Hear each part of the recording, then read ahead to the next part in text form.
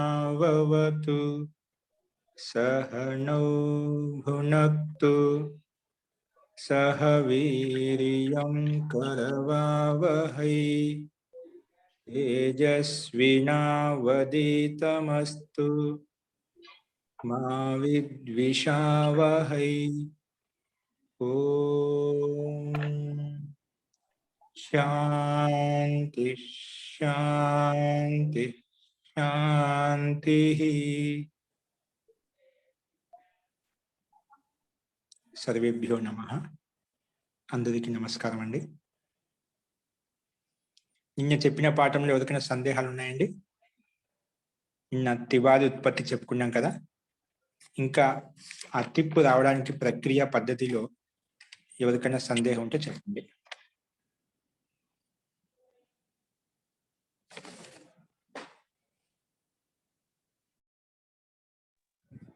ओम आचार्य जी महोदय। जी చెప్పండి. जी आचार्य जी महोदय, ఇక్కడ మనకు ముందుగాల మనకు పైన ఇక్కడ చీ లుంగు తర్వాత వచ్చిన తర్వాత ఇది చీ చ్లీ లుంగి అనేది వస్తుంది. తర్వాత చ్లే సిచ్ అని వస్తుంది. ఆ సూత్రంలో శ్లే స్థానంలో సిచ్ పెట్టుకోండి, ఆదేశ భవతి అని చెప్పారు. తర్వాత హలంతం వచ్చి అక్కడ సిచ్ లో ఉన్నటువంటి ఇకారానికి అర్ధచంద్రి బిందికి అది హలంతం చేసింది, ఇత్ సంజ చేసేసింది. తర్వాత మళ్ళీ ఇక్కడ మనకు మళ్ళీ తర్వాత ఎక్కడ ఇది ఈ సూత్రం తాన్యేక వచన ద్వివచన బహువచనాన్యే కష ఈ సూత్రం తర్వాత ద్వేకయోర్ ద్విర్వచనైక వచనే ఈ తర్వాత ప్రత్యయ పరశ్చ వచ్చింది. మళ్ళీ ఇక్కడ చి సిచ్ తిప్ వచ్చింది మహోదయ. ఈ చి అనేది ధాతు, తిప్ అనేది ప్రత్యయము, మధ్యలో సిచ్ వచ్చింది. సిచ్ అక్కడ మనకు అక్కడ కేవలం సానే మిగిలింది కదా, ఇస్ మిగిలింది కదా, సాకి హలంతం మిగిలింది కదా. అయితే ఇక్కడ మళ్ళీ మనకు సిచ్ పెట్టుకున్నాము. ఇది వికరణ ప్రత్యయం ఆచార్య మహోదయ. మళ్ళీ సిచ్ రాలేదు, మనకు అనుబంధం లోపం తెచ్చుకు శ్లీ స్థానంలో సిచ్ వచ్చింది. సిచ్ వచ్చిన తర్వాత దానికి అనుబంధ లోపం చేశాము. అనుబంధ లోపం చకారానికి హలంత్యం అనే సూత్రం చేత ఇత్ సంధ్యాన్ని పేరు పెట్టి లోపం చేసేసాము. సిచ్ లో ఉండే ఇకారానికి కూడా ఉపదేశే అజనునాసిక ఇత్ అనే సూత్రం వచ్చేసి ఇకారం పైన ఉన్నటువంటి అర్ధచంద్రాకార బిందుని కూడా ఇత్ సంధ్యాన్ని పేరు పెట్టి తస్యలోప అదర్శన లోప అయిపోయాయి. అప్పుడు మిగిలింది. లుగులో కూడా అనుబంధం లోపం చేసుకుంటే గకారం వెళ్ళిపోయింది. హలంత్యం తోటి ఉకారం కూడా ఉపదేశే అజనునాసిక ఇత్ అనే సూత్రం చేత ఉకారం కూడా వెళ్ళిపోయింది. అక్కడ కేవలం లా మిగిలింది. ఈ లకారంలో మనము ఇప్పుడు తిప్పు తెచ్చుకున్నాం. ప్రక్రియ మొత్తం 18 ప్రత్యయాలు వచ్చాయి లకార స్థానంలో, తిప్ తస్జి షిప్ తస్త. అది ప్రక్రియ పద్ధతి ప్రకారంగా మనము విభాగం చేసుకుంటూ వచ్చి ఇక్కడ మనం తిప్పు తీసుకొచ్చాం. ఓకేనా? ఇక్కడ పొరపాటున స్విచ్ వచ్చి అనుబంధం లోపం చేసిన తర్వాత స్విచ్ పెట్టకూడదు, మళ్ళీ తెచ్చుకోలేదు. నేను రాసేటప్పుడు దీన్ని స్విచ్ పెట్టాను. అర్థమైతే స్విచ్ కాదు, ఓన్లీ అంటే నేను ఎట్లా అంటే ఇక్కడ మీకు చెప్పిన పద్ధతి వేరు, ఇక్కడ నేను ముందు వేరే విధంగా రాశాను అనమాట. నీకు రాయాల్సింది ఒక రకంగా ఉంది. కాబట్టి ఇక్కడ మనము అనుబంధ లోపం అన్నిటికీ చేశాము. అంటే తిప్ తస్జి తోటి తిప్ తెచ్చుకోవడానికి ముందే సిచ్ లో ఉండే సకారానికి అనుబంధం లోపం చేశాం. కాబట్టి ఇక్కడ మీరేం పెట్టుకుంటారు, చి వచ్చిన సూత్రం చేత మనకు ఏకవచన వివక్ష ఉంది కాబట్టి తిప్ వచ్చింది. అవునా? అక్కడ సిచ్ తీసేయండి, సాబెట్. ఓకే మహోదయ. మహోదయ ధన్యవాదాలు ఆచార్య మహోదయ. అస్తు ఇంకెవరికైనా ఉన్నాయండి?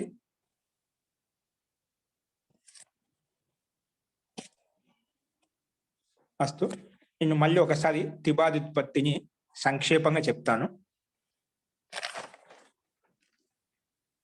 మనం స్టార్టింగ్ లో అచైషిత్ రూపాన్ని తయారు చేయాలి.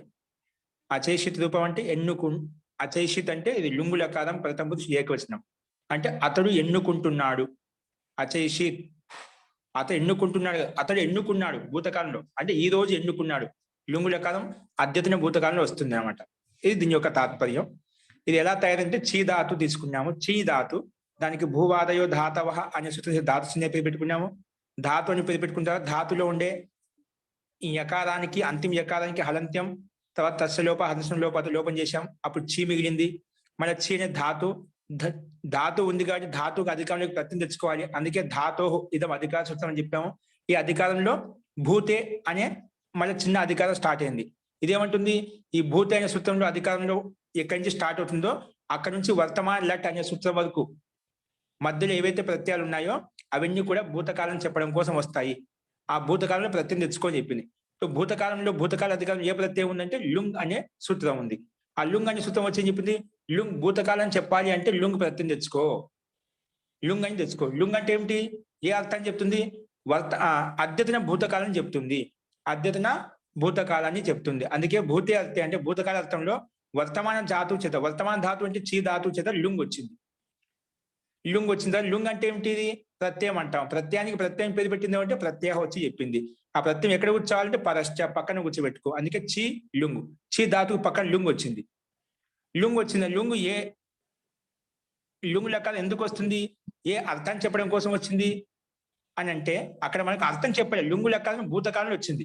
కానీ భూతకాలంలో కూడా ఎవరికి చెప్తుంది, భూతకాలంలో అర్థం చెప్తుందా, కర్మని చెప్తుందా, లేదంటే భావాన్ని చెప్తుంది, ఈ విషయం చెప్పలేదు. లుంగు లెక్కము భూతకాల అర్థాన్ని చెప్పడం కోసం వస్తుంది, అంటే గడిచిపోయిన అర్థాన్ని చెప్పడం కోసం వస్తుంది. కానీ గడిచిపోయిన దాంట్లో ఏ విషయం కర్తన కర్మన భావాన్ని ఏం చెప్పలేదు. అంటే ఈ స్థితిలో మనకు లహ కర్మనిచ్చే భావే చాకర్మ కేభ్య అనే సూత్రం వచ్చి చెప్తున్నమాట. లుంగు లకారం వచ్చింది కదా భూతకాలం చెప్పడం కోసము. ఆ భూతకాలంలో కూడా ఈ లుంగు లకారం ఏ అర్థాన్ని చెప్తుంది అంటే ఈ లకారం అనేది, ఈ లకారమే కాదు మొత్తం 10 లకారాలు అనేటివి కర్తని గాని కర్మని గాని భావాన్ని చెప్పడం కోసం వస్తాయి అని ఈ సూత్రం చెప్పింది. లహ కర్మనిచ్చే భావే చాకర్మ కేభ్య. లహ అంటే లకారాలు కర్మలో కర్తలో వస్తాయి, లేదా అకర్మక ధాతులు అయితే కర్త భావంలో కూడా వస్తాయి. అంటే మొత్తానికి కర్త కర్మ భావం ఏదో ఒకటి ఉంటుంది ఖచ్చితంగా. ఇక్కడ ఎన్నుకున్నాడు అన్నా అనుకో, మనకు శబ్దమే చెప్తుంది. ఎన్నుకున్నాడు అంటే ఏదో ఒక వ్యక్తిని ఎన్నుకున్నాడు అర్థం అవుతుంది. అచేషిత్ అతడు ఎన్నుకున్నాడు అంటే వ్యక్తి మనకు స్పష్టంగా అనిపిస్తుంది. అంటే ఒక కర్త అర్థంలో ఇక్కడ లుంగు లకారం వచ్చింది. ఆ లుంగు లకారంలో కూడా ఏ కాలాన్ని బోధిస్తుందంటే భూతకాలాన్ని బోధిస్తుంది. భూతకాలంలో ఒక కర్త గురించి చెప్పుకోవడానికి లుంగు లకారం వచ్చింది అని చెప్పారు. సరే, లుంగు వచ్చింది. లుంగు రాగానే వెనకమ్మడే శ్రీ లుంగి రెడీగా ఉంటుంది, సిద్ధంగా ఉంటుంది అన్నమాట. లుంగు వచ్చిన వెంటనే ఖచ్చితంగా ఈ సూత్రం పరిగెత్తుకుంటూ వస్తుంది. ఏమంటుంది, లుంగు అనేది పక్కన ఉంటే ధాతు పక్కన ఏం తీసుకొస్తాను, శ్రీ లుంగి. లుంగి పక్కన ఉంటే శ్రీ ప్రత్యయం వస్తుందని చెప్తుంది. లుంగు రాగానే శ్రీ లుంగి అనే సూత్రం పరిగెత్తుకుంటూ వచ్చి లుంగి పరత ధాతో శ్రీ ప్రత్యయ భవతి. ధాతు పక్కన చీ ధాతు పక్కన శ్రీ వస్తుందని చెప్పింది. అందుకే చీ శ్రీ లుంగు, చీ శ్రీ లుంగు.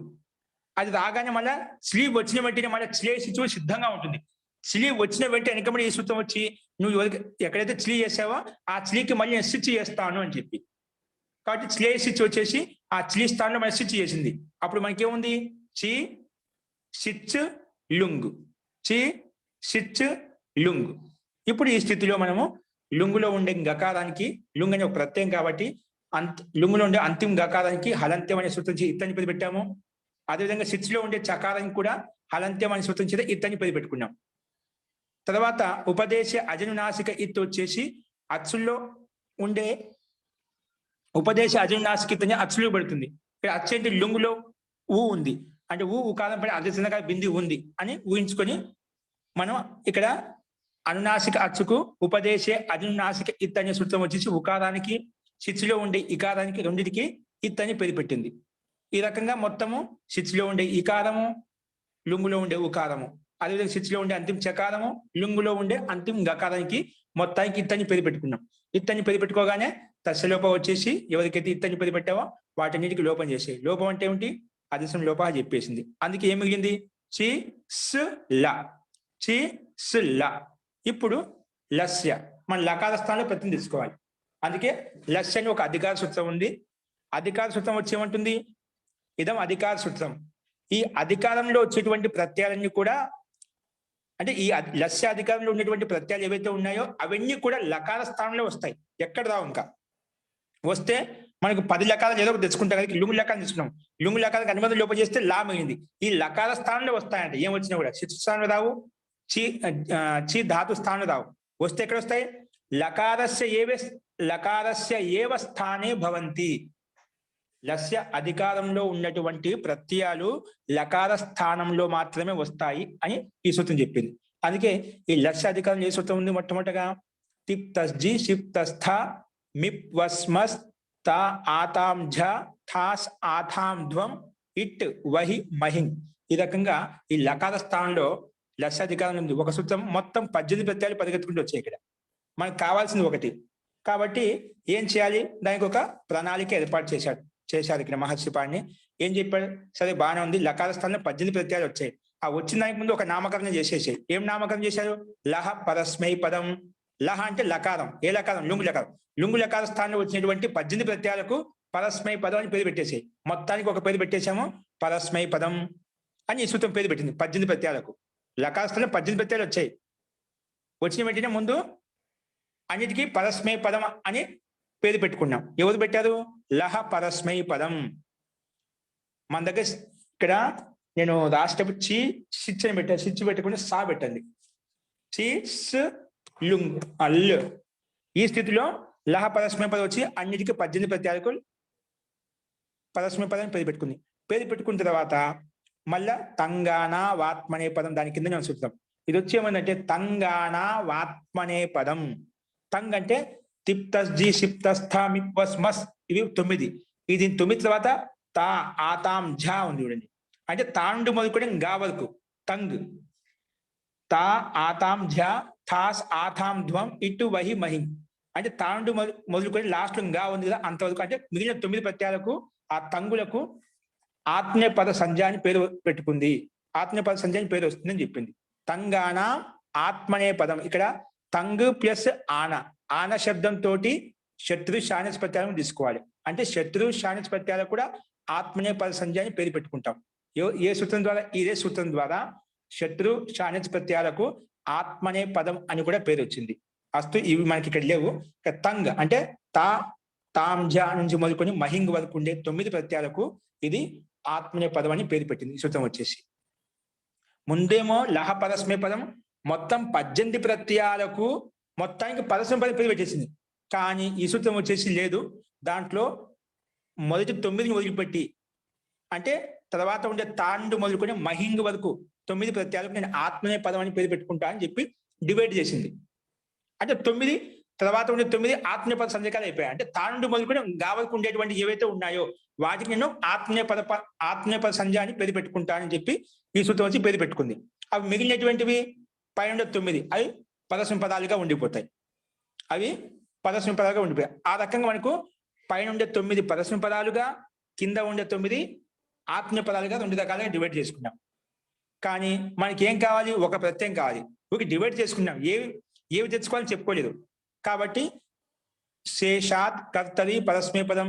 సరే, ఇప్పుడు ఆత్మీయ పద సంధ్యని పేరు పెట్టుకోగా మిగిలిన ప్రత్యయాలు ఏవైతే ఉన్నాయో 9, ఆ 9 ఉన్నాయి కదా, ఆ శేషంలో శేషాత్ కర్తరి పరస్మై పదం.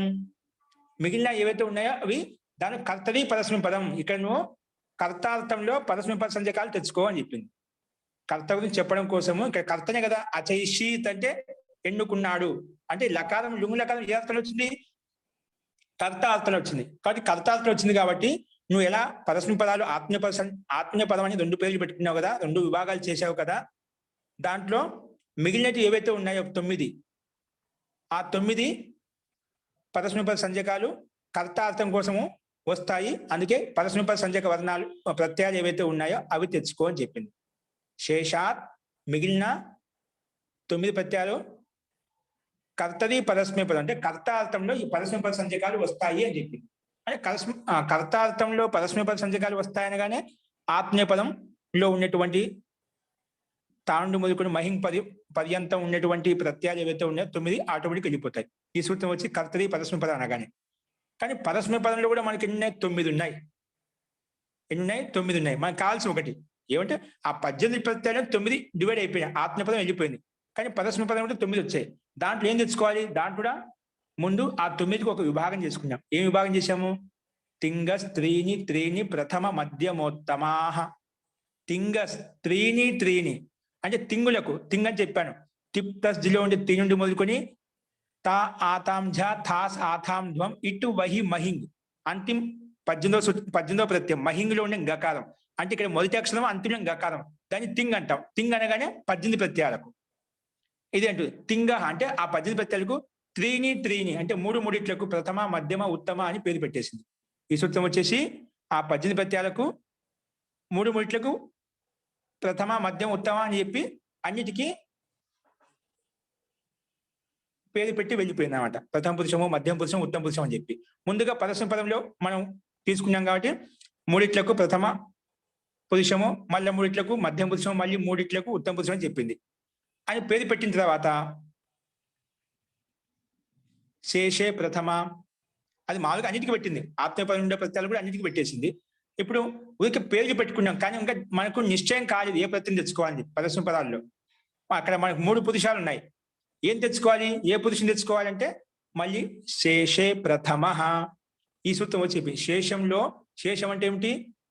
మధ్యం పురుషం విషయంలో, ఉత్తమ పురుషం విషయంలో చెప్పాము.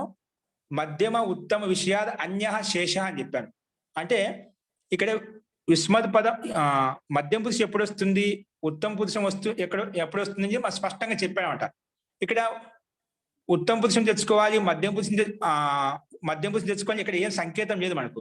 కాబట్టి ఇటువంటి ఏ సంకేతం లేదు కాబట్టి శేషే ప్రథమ అక్కడ నువ్వు ప్రథమ పురుషం తెచ్చుకోని చెప్పింది. పరస్మ పదం కూడా ఉన్నటువంటి 9 ప్రత్యయాలు కూడా ఏ పురుషం తెచ్చుకోవాలంటే శేషే ప్రథమ పురుషం తెచ్చుకో అని చెప్పింది. ఈ సూత్రం ముఖ్యంగా ఏం చేసిందంటే పరస్మ పదాల్లో 3 పురుషాలు ఉన్నాయి కదా, దాంట్లో ఏ పురుషం తెచ్చుకోవాలి అంటే శేషే ప్రథమ అంటే ప్రథమ పురుషం తెచ్చుకో అని చెప్పింది. కాబట్టి ఈ సూత్రం ప్రకారం ప్రథమ పురుషం వచ్చింది. కానీ ప్రథమ పురుషంలో 3 ఉన్నాయి, తిప్ తస్ జి. ఈ తిప్ తస్ జి ఏంటివి? అందుకే మళ్ళీ ఒక సూత్రం వచ్చింది, తాన్యేక వచన ద్వివచన బహువచనాన్యేకషః. ఇది వచ్చి చెప్పింది ఆ ప్రథమ పురుషంలో 3 ఉన్నాయి కదా, తిప్పు తస్ జి. వాటికి 3 క్రమంగా ఏకవచనం, ద్వివచనం, బహువచనం పేరు పెట్టిందంట. కేవలం దానికే కాదు, అన్నిటికీ 18 ప్రత్యయాలకు. అందుకే చెప్పాను తింగహ త్రీని త్రీని ఏకసహ అంటే ఏకైక పదం అంటే ప్రత్యేకమైన ప్రత్యయానికి క్రమంగా ఏకవచనం, ద్వివచనం, బహువచనం పేరు పెట్టింది. ఓన్లీ ప్రథమ పురుషంలో పెట్టలేదు, అన్నిటికీ క్రమంగా ఏకవచనం, ద్వివచనం, బహువచనం ఇది పేరు పెట్టి వెళ్ళింది. కాబట్టి ప్రథమ పురుషంలో తిప్పుకి ఏకవచనం, తస్కి ద్వివచనం, జీకి బహువచనం అని పేరు పెట్టి వెళ్ళింది. కాబట్టి ఇది వచ్చేసి ఏకవచన, ద్వివచన, బహువచన సంజ్ఞ పేరు పెట్టి వెళ్ళిపోయింది. ఇప్పుడు మనకు దాంట్లో 3 ఏం తెచ్చుకోవాలి అంటే దానికి నిర్ణయం కోసము ద్వేకయోర్ ద్వివచనైక వచనే అనే సూత్రం వచ్చేసి అది క్రమంగా ఉన్నాయి కదా, ఏకవచనం, ద్వివచనం, బహువచనం అని చెప్పి నీకు ఏదైతే వివక్ష ఉందో, ఏకవచనం కావాలనుకుంటున్నావా, ద్వివచనం కావాలనుకుంటున్నావా, ఏది కావాలంటే ఆ ప్రత్యయం తెచ్చుకో అని చెప్పింది. మనకు ఇక అచైషిత్ ఎన్నుకున్నాడు, ఇక ఎన్నుకునే ఒకడే కాబట్టి ఏకవచనంలో ఉంది కాబట్టి ఏకవచన ప్రత్యయం తెచ్చుకుంటాం. ఏకవచన ప్రత్యయం ఏముంది? తిప్ తస్జీలో తిప్ అనేది ఏకవచనం కాబట్టి తిప్పే వచ్చింది. కాబట్టి ఈ లా స్థానంలో లకాస్థానం తిప్ వచ్చింది. ఏమొచ్చింది? తిప్ వచ్చింది. ఇక్కడ ప్రత్యేక పరస్ట అవసరం లేదు, లకాస్థానంలో తిప్ వచ్చింది. అంటే అప్పుడు మనకి చి స్ తిప్ వచ్చింది. ఏమొచ్చింది? చి సిచ్కస్ లకాస్థానంలో తిప్ వచ్చింది. ఇది ఇంతవరకు మన స్థితి వచ్చింది. చి సిచ్ తిప్పు. ఓకే, ఇప్పుడు చెప్పండి ఇంకెవరికైనా ఇక్కడ సందేహం వచ్చిందా? ఇప్పుడు వరకు చెప్పిన దాంట్లో ఓకే అండి. ఏం లేదు మహారాజ్, ఏం లేదు. ఓకే అండి, అయితే సంతోషం. చి స్ తిప్పు. తిప్పు రాగానే మనం కూడా ఇక్కడ మళ్ళీ అనుబంధం లోపం చేసుకుందాం. దానికంటే ముందు అనుబంధం లోపం చేసుకుందాము. తిప్పులో ఏముంది? అనుబంధం ఉందండి. ఇక తిప్ ప్రత్యయం కదా, తిప్ ప్రత్యయంలో ఇక్కడ మళ్ళీ అంతిమ తిప్ ప్రత్యయానికి అంత్యంలో పకారం ఉంది కదా, పకారం ఉంది. ఆ పకారానికి హలంత్యం మళ్ళా అంతిమంలో ఉంటే అయిపోయాను. హలంత్యం రెడీగా ఉంటుంది. హలంత్యం వచ్చేసి దానికి ఇత్తని పది పెట్టింది. ఇత్తని పది పెట్టి తస్యలోప అదర్శనం లోప అయిపోయింది. అంటే పకారం వెళ్ళిపోతుంది. ఇత్ సంజ్ఞ తోటి హలంత్యం అనే సూత్రం చేత ఇత్తని పేరు పెట్టుకుంటాము. తర్వాత తస్య లోప అతస్య లోప ప్రకారంగా పకారం వెళ్ళిపోతే కేవలం తి మిగులుతుంది. ఓకేనా? ఇప్పుడు చి ఇస్ తి, చి ఇస్ తి మిగిలింది మనకు. ఇది రాసుకుని దానికి ఎదురుగానే చి స్ తిప్పుకి ఎదురుగా తి ప్రత్యయస్య అనుబంధ లోప, టిప్ ప్రత్యయస్య అనుబంధ లోప అని డైరెక్ట్ రాయండి.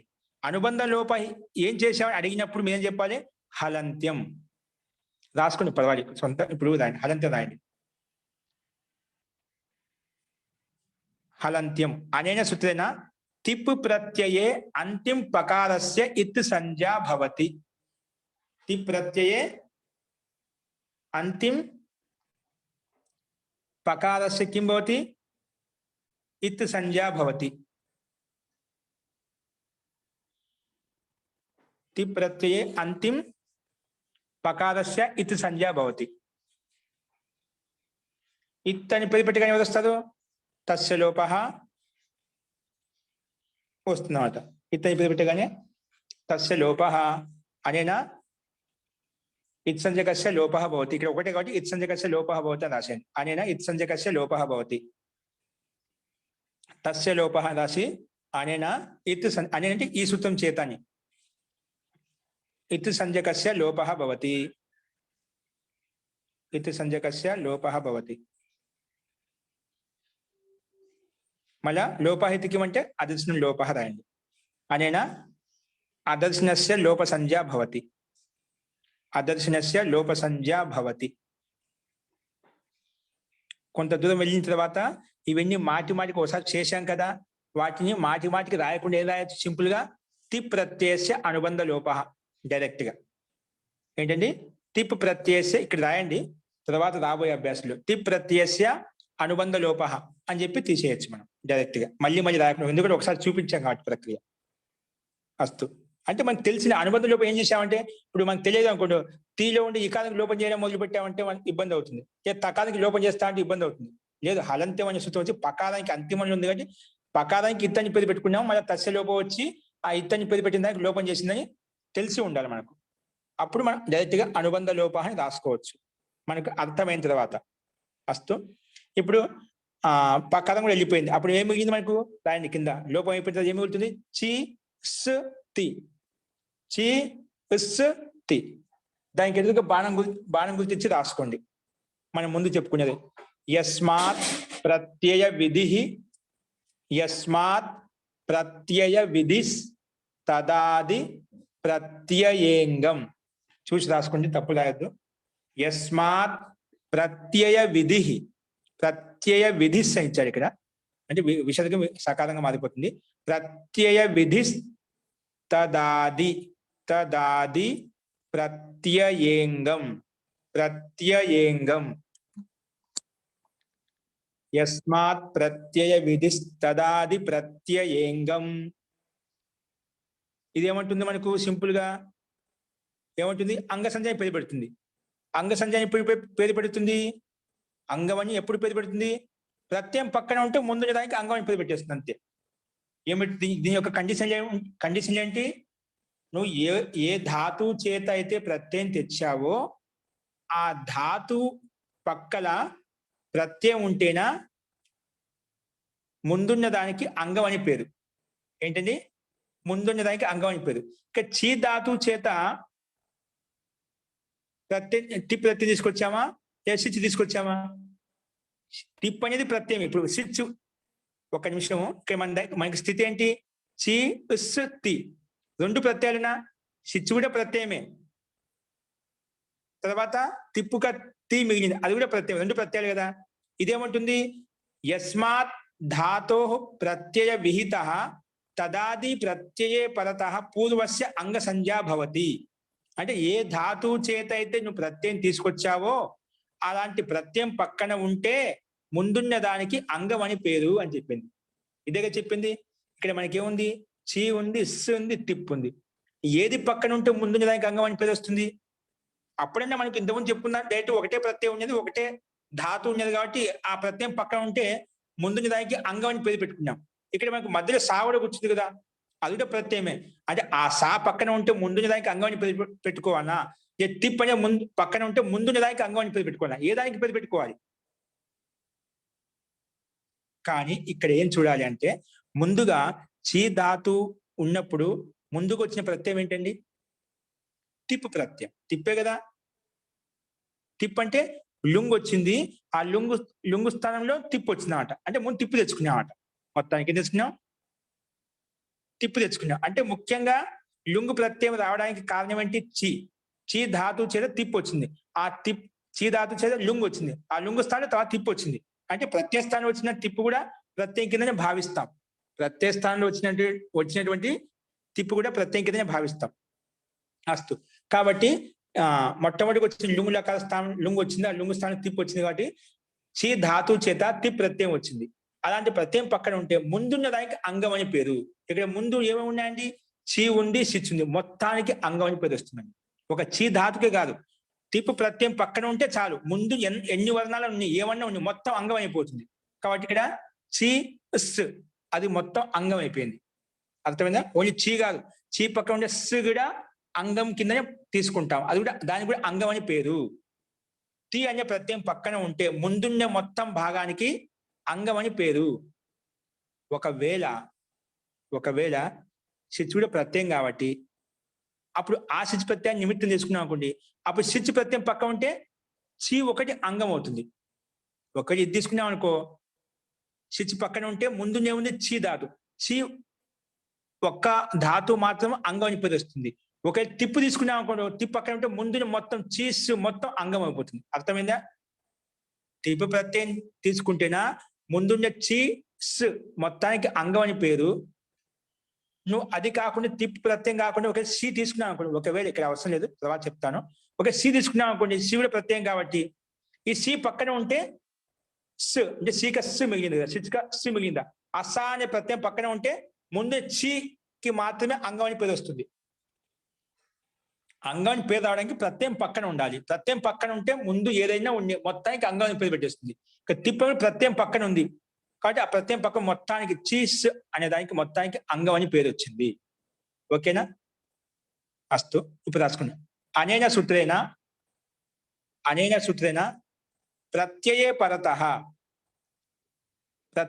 పరతః పూర్వస్య అంగ సంజ్ఞా భవతి. ప్రత్యయం పక్కన ఉంటే అయిపోయి చాలు, ముందు దానికి ఏమన్నా ఉండి మొత్తానికి అంగం అని పేరు పెట్టేసుకుంటాం. ప్రత్యయ పరత పూర్వస్య అంగ సంజ్ఞా భవతి. అంగం అని పేరు పెట్టుకుంటే ఎందుకు పెట్టుకుంటాం? అంగం అని పేరు అంగాధికారంలోకి వెళ్ళాలంటే ముందు అంగం పేరు పెట్టుకోవాలి. పేరు పెట్టుకున్న తర్వాతే అంగాధికారంలోకి వెళ్ళి ప్రత్యయం తెచ్చుకుంటాం అన్నమాట.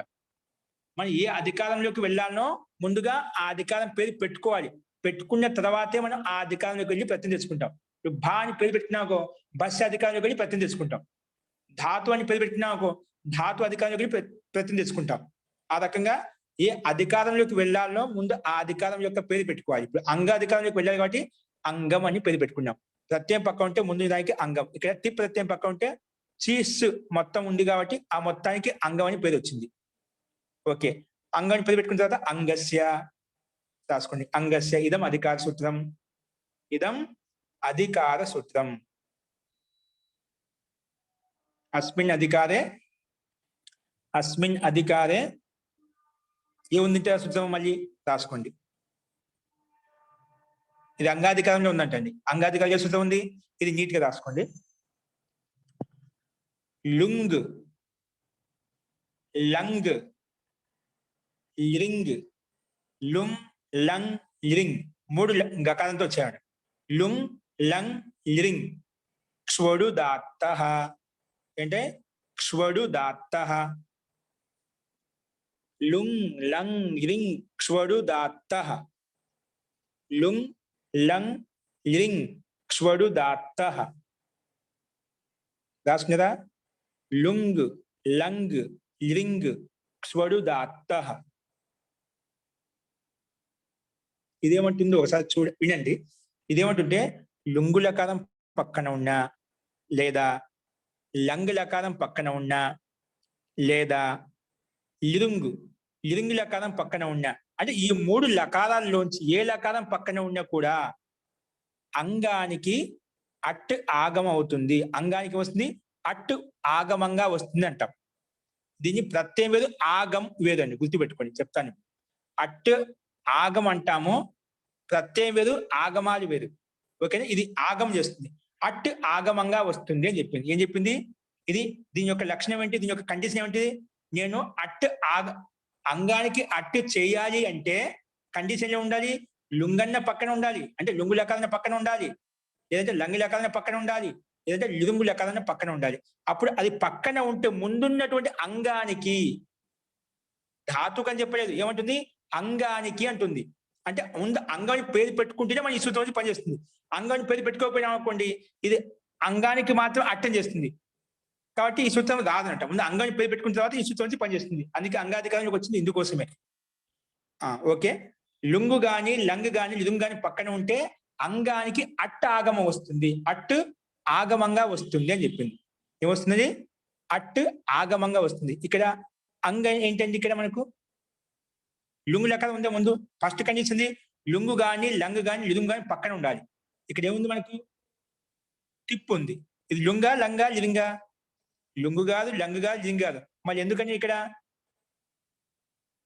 దానికి సమాధానం ఏంటంటే, ముందు లుంగే, ముందు లుంగు లెక్క వచ్చింది కదా, లుంగు అని సూత్రం లుంగు తెచ్చుకున్నా, ఆ లుంగు స్థానంలో వచ్చింది కాబట్టి టిప్పు ఇదే లుంగు కిందనే భావిస్తాము. లుంగు స్థానంలో వచ్చింది కదా, కాబట్టి ఇది కూడా లుంగే, స్థానివత్ అవుతుందన్నమాట.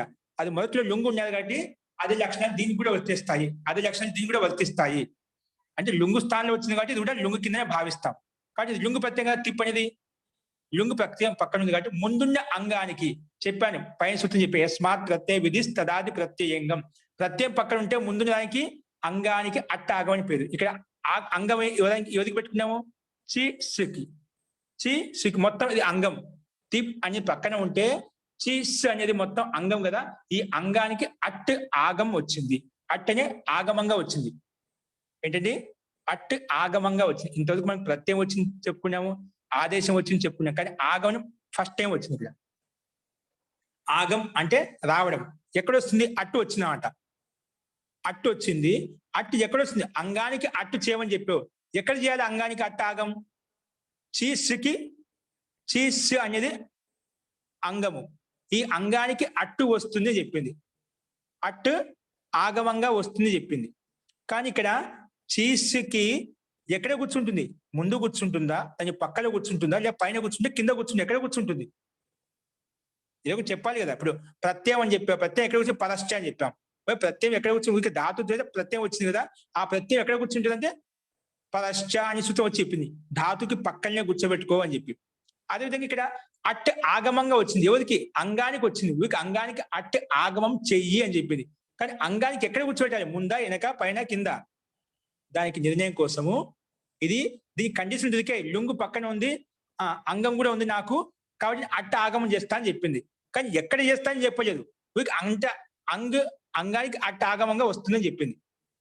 కానీ ఎక్కడ కూర్చోబెట్టాలి? వస్తుంది బాగానే, ఎక్కడ కూర్చోబెట్టాలి? దానికి సమాధానం కోసము దానికి కింద సూత్రం ఇచ్చాడు. ఏమిచ్చాడు? అట్ట ఆగమ కుత్ర భవతి. అట్ట ఆగమంగా వస్తుందని చెప్పావు. అట్ట ఆగం అనేది ఎక్కడ వస్తుంది? అంగానికి ఎక్కడ వస్తుంది అంటే ఆద్యంతౌ టకితౌ. సూత్రం ఏంటండి?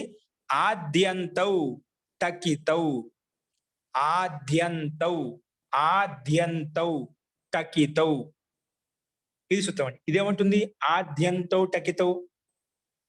ఆద్యంతో టకితో ఏమంటుందంటే, నువ్వు తెచ్చుకున్న ఆగమం టకారం ఇత్ సంజ్ఞక వర్ణం అయితే ఆదిలో కూర్చోబెట్టుకో. నువ్వు తెచ్చుకున్న ఆగమం అనేది కిత్ అనుకోండి, కకారం కిత్ అయిపోయింది అనుకోండి, అది అంగానికి అంతిమంలో కూర్చోబెట్టుకో. అంటే టకారం ఇత్ సంజ్ఞక వర్ణం ఉంటేనా అంగానికి ఆదిలో కూర్చుంటుంది, మొదట్లో కూర్చుంటుంది. నువ్వు తెచ్చుకున్న ఆగమం అనేది కకారం ఇత్ సంజ్ఞక వర్ణం ఉందనుకోండి, అది అంగానికి అంతిమంలో కూర్చుంటుంది. ఇప్పుడు మనకి అంగానికి ఏం ఆగమం వచ్చింది అండి? ఆగమం ఏమొచ్చింది? అట్ ఆగమం వచ్చింది. అట్టులో ఏముంది? ఉంది. టకారం ఉందా? అది టకారం టిత్ అనమాట. అంటే టకారానికి హలంత్యం అనే సూత్రం వచ్చేసి ఇత్ చేస్తుంది. హలంత్యం అట్ అనేది ఒక ఆగమం. ఆగమంలో అంతిమ అక్షరం ఏంటి? ట్. ఆ టకారానికి హల్వర్ణం కాబట్టి హలంత్యం వచ్చేసి ఇత్ సంజ్ఞ పెట్టి లోపం చేసేస్తుంది. తస్యలోప హదస్యలోప. కాబట్టి ఇది టిత్ అంటాం. టకారానికి ఇత్ చేసాం కాబట్టి టిత్. ఒకవేళ అక్క అనుకోండి, అక్క అనుకున్నాం అనుకోండి, ఈ సూత్రం చేత అక్కు వచ్చింది అనుకున్నాం అనుకోండి, అప్పుడు అక్కులో ఏంటి కకారానికి ఇత్తి చేశాం, అలంత్యం వచ్చేసి కకారానికి ఇత్తి అని పేరు పెట్టింది, కాబట్టి ఇది కిత్ అయిపోతుంది. కాబట్టి కిత్ అయిపోతుంది. అప్పుడు అట్లా కకారానికి ఇత్తి చేసాం అనుకోండి, అంగానికి అంతింలో గుర్తుపెట్టుకోవాలి. ఒకవేళ తకారానికి ఇత్తి చేసామనుకోండి, అంగానికి ముందు గుర్తుపెట్టుకోవాలి. ఇక్కడ మనకు వచ్చిందేంటి, లుంగ్ లంగ్ లింగ్ స్వడు దాత్త అనే సూత్రము లుంగ్ పక్కన ఉంటే అంగానికి అట్ట ఆగమంగా తీసుకొచ్చింది. అట్ట ఆగమం తీసుకొస్తే ఎక్కడ కూర్చోబెట్టుకోవాలి, సమస్యకు సమాధానం కోసము ఆద్యంతౌ టకితౌ అనే సూత్రం వచ్చి చెప్పింది. ఏమంది, ఒకవేళ నువ్వు తీసుకొచ్చి అట్ట అనేది తకారం ఇతర సంజ్ఞక వర్ణం ఉంటే అంగానికి ముందు కూర్చోబెట్టుకో. ఒకవేళ నువ్వు తీసుకొచ్చే ఆగమం కకారం ఇతర సంజ్ఞక వర్ణం ఉంటే అంగానికి పక్కన కూర్చోబెట్టుకో అని చెప్పింది. కాబట్టి ఇక్కడ ఏంటి, అంగానికి ఆదిలో కూర్చుంటే, ఎందుకు మనం తీసుకొచ్చిన ఆగమం అనేది టకారం అట్లో టా అని స్పష్టంగా కనిపిస్తుంది మనకు. అంటే టకారానికి ఇత్తి చేసి హలంత్యం సూత్రం చేత మళ్ళీ తస్య లోప అదర్శనం లోప లోపం అవుతుంది. కాబట్టి టకారానికి ఇత్తి చేసామంటే టిత్ అయిపోయింది. కాబట్టి టిత్ లకారం ఇది ఏంటి, టిత్ ఆగమం, సారీ టిత్ ఆగమం అంటే టకారానికి ఇత్తి చేసామంటే టిత్ అని చెప్పాం. టిత్ ఆగమం కాబట్టి ఇది ఆది భవతి, అందుకే చెప్పాను. అనేన సూత్రేణ టిత్ ఆగమ ఆది భవతి. టిత్ ఆగమ అంగస్య ఆది భవతి. రాసుకోండి, టిత్ ఆగమ అంగస్య ఆది భవతి. దానిపైన లుంగు లంగు లింగు స్వడు దాత రాసుకోండి కదా, అది రాసుకోండి. ముందు దానికి ఆన్సర్ రాసుకోండి. లుంగ్ లంగ్ లింగ్ స్వడు దాత అనేన సూత్రేణ, ఇక్కడ మొత్తం రాశాను, లుంగు లంగు లింగు ఇత్యేతేషు పరత ఏదో ఒకటి పక్కన ఉంటాయి. ఇక్కడ మనం డైరెక్ట్ రాసిద్దాం, ఏం పక్కన ఉంది, లుంగ్ కాబట్టి. అనేన సూత్రేణ లుంగి పరత అనేన సూత్రేణ lungi పరత అంగస్య at ఆగమో Bhavati. అంగస్య at ఆగమో Bhavati. అంగానికి at ఆగమో వస్తుంది, ఆగమో భవతి. ఆగమో భవతి. ఓకేనా, సరే. ఆగమంగా వచ్చింది, పక్కనే ఉదాత్తశ్చ భవతి అని చెప్పాను. సా ఉదాత్తశ్చ అట్టాగమ, అది ఉదాత్తం కూడా అవుతుంది. ఉదాత్తము అనుదాత్తము స్వరితం. ఇది అట్ట అనేది అట్లు ఆ ఉంది కదా, అది ఉదాత్తం అంట. అది మనకు స్వర ప్రకారం వచ్చి తెలుస్తుంది. ఊరికే అది సిద్ధాంత ప్రకారం చూపించాడు, మనకి ఇక్కడ అవసరం లేదు. ఎందుకంటే దాని పని చేయడం లేదు. ఇక్కడ మనకి ఏం చేసాము, ఈ సూత్రం వచ్చి అట్ అంగస్య అట్ ఆగమో భవతి అని చెప్పి, అంగానికి అట్ ఆగమంగా వస్తుంది అని చెప్పింది. కానీ దాని కింద రాసుకోండి, అట్ ఆగమ కుత్ర భవతి. అట్ ఆగమం ఎక్కడ వస్తుంది అంగానికి, అట్ ఆగమ కుత్ర భవతి. రాసుకోండి, అట్ ఆగమ కుత్ర భవతి. అట్ ఆగమ కుత్ర భవతి. అప్పుడు దీనికి సమాధానంగా రాసుకోండి, ఆద్యంతౌ టకితౌ. ఆద్యంతౌ, ఆది అంత సూత్రం నుండి స్పష్టంగా ఉంది. ఆది అంత సంధి అయిపోయి ఎక్కువ చేసి ఆది ప్లస్ అంత ఆద్యంతం రెండు కాబట్టి ఆద్యంతం అయిపోయింది. ఆద్యంతౌ టకితౌ. ఆద్యంతౌ టకితౌ. ఆద్యంతౌ టకితౌ. ఆద్యంతౌ టకితౌ. చూడు, ఇది క్రమంగా ఆదికి టిత్ ఆగం, అంతికి కిత్ ఆగం. టాకి అంటే ఏంటి, టిత్. కి అంటే కిత్. టకితౌ. ఓకేనా, క్రమంగా తీసుకోరా. టిత్ ఆగమో ఆది భవతి, కిత్ ఆగమో అంతిమ భవతి. ఓకే, కకారం ఇతర సంజ్ఞక వర్ణం ఉంటే అంతిమంలో కూర్చోబెట్టుకుంటాం అంగానికి. తకారం ఇతర సంజ్ఞక వర్ణం ఉంటే అంగానికి ఆదిలో మొదట్లో కూర్చోబెట్టుకుంటాము. ఓకే, రాసుకోండి. అనేన సూత్రేణ, అనేన సూత్రేణ, అనేన సూత్రేణ టిత్ ఆగమ. టిత్ ఆగమ అంగస్య ఆది భవతి. రండి, అంగస్య ఆది భవతి. అంగస్య ఆది భవతి. మనకు టిత్ వచ్చింది, అట్టులో టిత్ ఉంది కదా, టకారం కనిపిస్తుంది స్పష్టంగా. అది టిత్ అంటే టకారం ఎత్తి చేసుకుని లోపం చేస్తాం టిత్. అందుకే అంగస్య ఆది భవతి. టిత్ ఆగమ, టిత్ అనే ఆగమము అంగానికి ఆదిలో వస్తుంది. ఇక్కడ అంగం ఏంటి, చి కదా, చి అది అంగం పెట్టుకున్నాం. తిప్పి ప్రత్యయం పక్క ఉంటే అంగానికి ఆది అంటే చీ కంటే ముందు కూర్చుంటుంది, కి ముందు కూర్చుంటుంది. ఓకేనా, దాని పక్కన కిత్ ఆగమం అయితే అంతే భవతి రాశాను. అది కూడా రాసుకోండి స్పష్టత కోసం. అంటే ఒక కిత్ ఆగమం ఉంటే అంతిమంలో కూర్చుంటుంది. కిత్ ఆగమ అంగస్య ఆది భవతి, అంగస్య ఆది భవతి, కిత్ ఆగమ అంతే భవతి, కిత్ ఆగమ అంతే భవతి. ఓకేనా? ఇది సూత్రార్థం అండి. మనకు టిత్ కాబట్టి టిత్ ఆదిలో కూర్చోబెట్టాలి. ఆ సూత్రం చెప్పింది కదా, ఇప్పుడు చేయండి. ఏం చెప్పింది? అది ముందు అట్టాగం తీసుకొచ్చింది. తీసుకొచ్చే ముందు ఎక్కడ కూర్చోవాలి సందేహం అయింది. దానికి సమాధానంగా మనం ఈ సూత్రం వచ్చి నిర్ణయం చేసింది. నువ్వు తీసుకొచ్చే అట్ట అనేది టిత్ ఉంది, దాంట్లో టకారం ఇట్ అని పేరు పెట్టుకొని లోపం చేస్తాం కాబట్టి టిత్ ఆగమము కాబట్టి అంగానికి ఆదిలో కూర్చోబెట్టుకో, మొదట్లో కూర్చోబెట్టుకో కాబట్టి మొదలో కూర్చోబెట్టింది.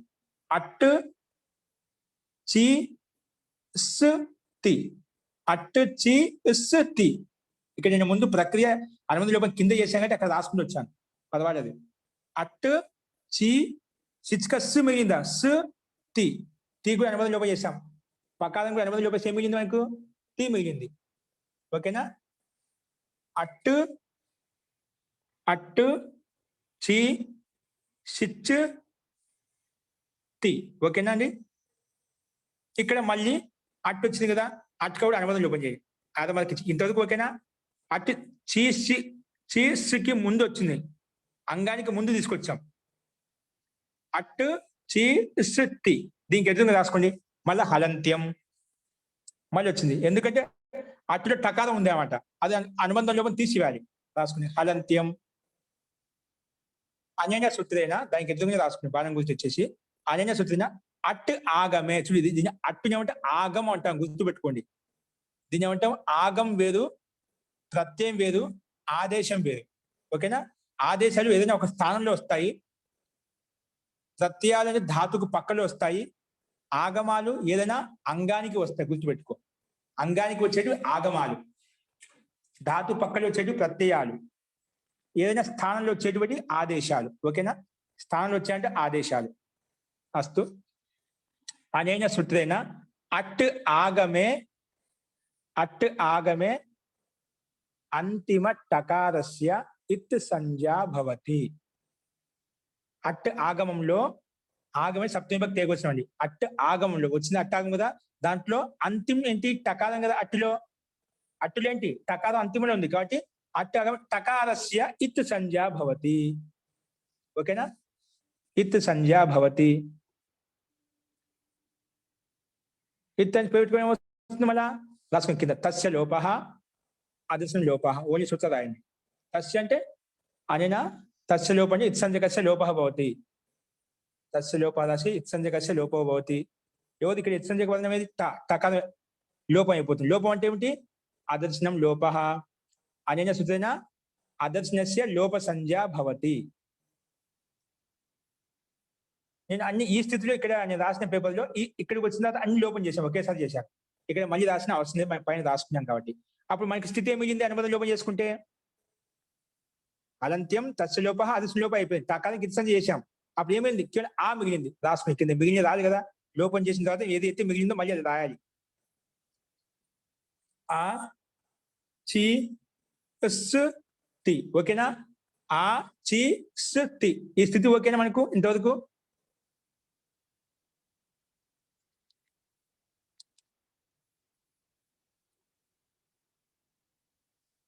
ఓకే అండి.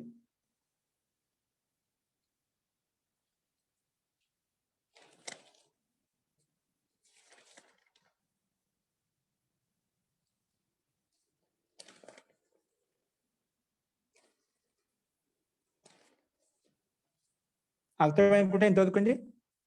అదర్శన లోప అనే సూత్రం తర్వాత ఏంటండి? అంతే, అదర్శన లోప. దానికి ఇత్ తస్య లోప అనే ఇత్సంజకస్య లోప పోతుంది. ఏంటికి ఇత్తు వదనం టకారం లోపం అయిపోతుంది. లోపం అంటే ఏమిటి అడిగినప్పుడు అదర్శన లోప వచ్చి చెప్తుంది. అదర్శనస్య లోప సంజ్ఞా భవతి. అనేన అదర్శనస్య లోప సంజ్ఞా భవతి. లోప సంజ్ఞ అయిపోతే ఏమవుతుంది? ఇప్పుడు కనిపించేది లోపం అంటామని చెప్పింది, అంతే. అది కనిపించకుండా చేశాం. అట్టులో టకాన్ని తీసేసాం, తీస్తే ఆ మిగింది. ఆ చి. ఇప్పుడు ఇప్పుడు చూడండి పరిష్కారం చూడండి మళ్ళీ చింజాణి నీకు లుంగ్ లంగ్ చూడా అసలు అర్థమైందా? ఎవరికి లుంగ్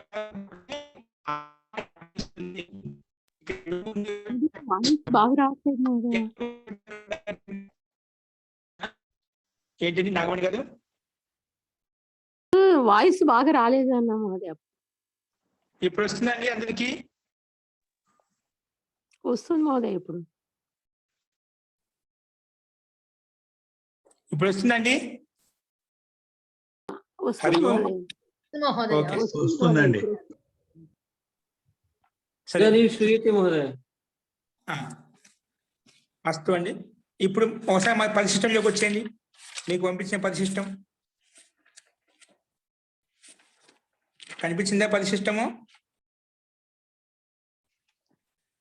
అచైషిత్ రూపసిద్ధి ఎక్కడైతే ఉందో పరిశిష్టం గ్రూపులు పెట్టామో అది చూసుకోండి ఒకసారి. ఇప్పుడు మనకేంటి? ఆ చి ఉస్ తి ఇంతవరకు ఓకేనా? కింద కనిపిస్తుంది మొట్టమొదటి పేజీని. ఆ చి ఉస్ తి ఇది మిగిలింది మనకు. ఓకే. అవును మహోదయ. ఇప్పుడు ఈ స్థితిలో దానికంటే ముందు ఒకసారి లుంగు లంగు రింగు క్షుడిదాత 6 4 71 ఓపెన్ చేయండి. 6 4 71 సూత్ర సంఖ్య ఎంత అండి? 6 4 71 అంటే 6వ అధ్యాయము 4వ పాదము 71వ సూత్రము.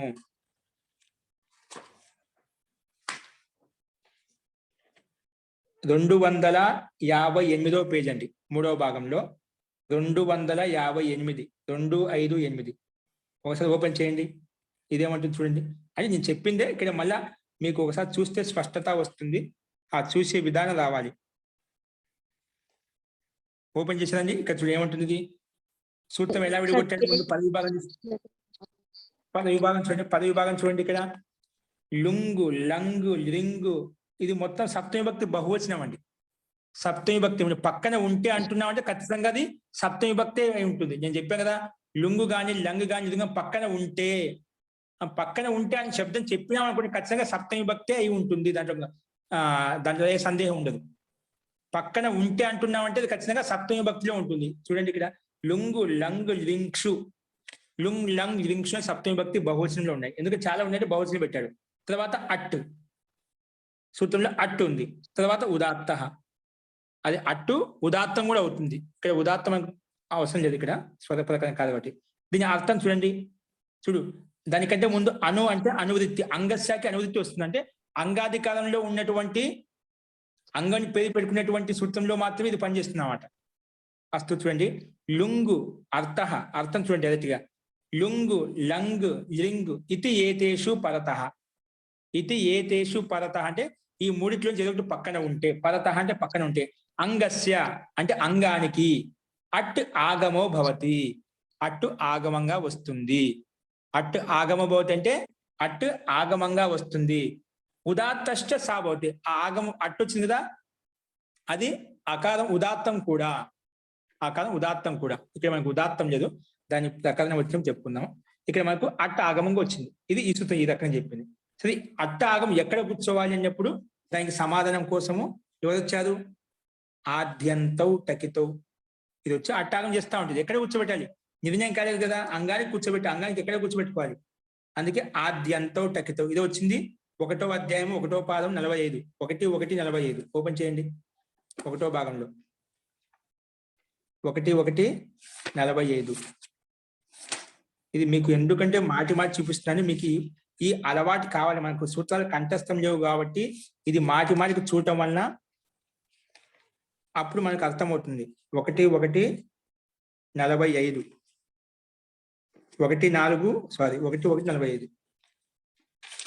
ఇది ఓపెన్ అయిందండి. ఆద్యంతో టకితో ఇప్పుడు వస్తుంది మనకు కొన్ని రోజుల తర్వాత. ఆద్యంతో 23వ పేజీ అండి. మొదటి భాగంలో స్టార్టింగ్ లో 23వ పేజీ. ఇక్కడ పదవి భాగం చూడండి. ఓపెన్ చేసేదా? అందరి దగ్గర అష్టాధ్యాయ పుస్తకాలు ప్రతి ఒక్కరు ఓపెన్ చేయండి. ఇలా ఓపెన్ చేసినప్పుడు మీకు సూత్రార్థం స్పష్టం అవుతుంది. ఇక్కడ చూడండి ఆద్యంతో పదవి భాగం చూడండి. ఆద్యంతో ఎలా విడగొట్టాడు? ఆద్యంతో ప్రథమ విభక్తి ద్వివచనం. ఎందుకంటే ఆది అంత కలిస్తే ఆద్యంతం అయిపోయి రెండు ఉన్నాయంటే అంతవు పెట్టాడు. ప్రథమ విభక్తి ద్వివచనం. టకితౌ ఇది కూడా ప్రథమ విభక్తి ద్వివచనం. దీంట్లో సమాసం చూడండి, ఆదిశ్చ అంతశ్చ కలిపితే ఆద్యంతౌ. ఓకేనా? ఆది అంతం. పక్కన ఇతరేతర యోగ ద్వంద్వ సమాసం భిన్న భిన్నంగా ఉన్నట్టు ఇతరేతర యోగం అని చెప్పాడు. ఇతరేతర యోగ ద్వంద్వ సమాసం చెప్పాడు. నెక్స్ట్ ఏం చెప్పాడు? టకితను విడగొట్టున్నాడు సమాసంలో. టశ్చ కశ్చ టకౌ. ఏంటా దీంట్లో ఏమున్నాయంటే టకారం ఉందంటే కకారం ఉంది. టశ్చ కశ్చ టకౌ. మళ్ళీ ఏం చెప్పాడు? కలిపితే ఏమైపోయి టకౌ అయిపోయింది. టశ్చ కశ్చ టకౌ. టకౌ ఇతౌ యయోహు. టకారము కకారం ఇత్తయ్యాయి ఏ ప్రత్యయాలకైతే. ఎక్కడైతే టకౌ టకౌ ఇతౌ ఇత్త అయిపోయాయి. యయోహు ఎక్కడైతే ఏ ప్రత్యయాలకి ఏ ఆగమాలకైతే దాన్ని అంటాము యయో టకితౌ అంటాం. దాన్ని ద్వంద్వ గర్భ బహుది సమాసం. అంటే టకానికి ఇత్తి చేసాము, కకానికి ఎక్కడైతే ఇత్తి చేసామో అది. ఇప్పుడు దీని సూత్రార్థం చూడండి. షష్ఠి నిర్దిష్టస్య టిత్ ఆగమః ఆదిర్భవతి. కిత్ ఆగమః అంతే అంతే భవతి. షష్ఠి నిర్దిష్టస్య అంటే ఏంటి? అంగస్య అంటున్నాం కదా, అంగస్య కదా. అంగస్య అంగానికి అట్ట ఆగమ వస్తుందని చెప్పింది. అంగానికి అన్నప్పుడు అంగం షష్ఠి విభక్తిలో ఉంది. అంగస్య ఇదం అధికార సూత్రం షష్ఠి విభక్తిన, కాబట్టి షష్ఠి నిర్దిష్టమైన పదం.